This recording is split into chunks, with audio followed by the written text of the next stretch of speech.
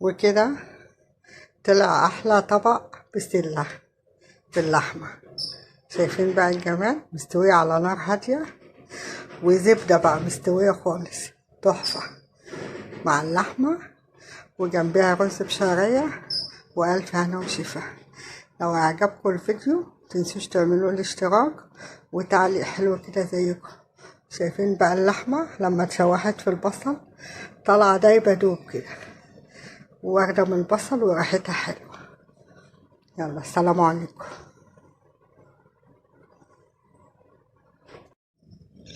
البسلة البسلة دي انا كنت مفرزاها معاكم في فيديو قديم كده قبل رمضان. بفرزها بطريقة حلوة جدا، محطش في مية سخنة ولا مية ساقعة.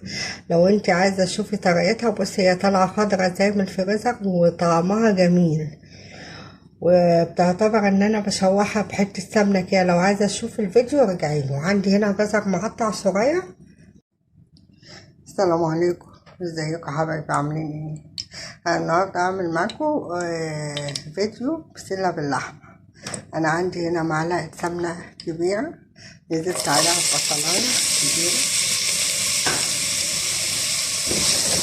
وبقلبهم في بعض.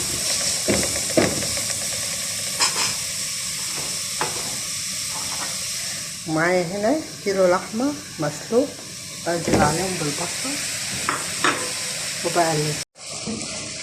هنا قلبت البصل، ومعايا هنا التوابل، معايا ملح وفلفل اسود وجنزبيل وبابريكا.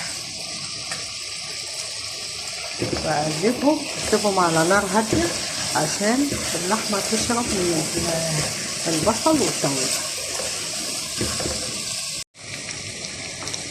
كده اللحمه والبصل شوحوا مع بعض زي ما انتوا شايفين كده.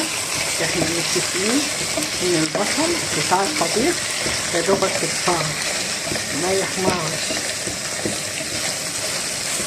اللحمه خدت اللون. طبعا انا حطيت شويه كزبره عشان الكزبره بتدي ريحه حلوه. هنزل دلوقتي بعصير الطماطم، سيبهم بقى يسبكوا على نار هاديه. شايفه بقى جمال البسله واللحمه.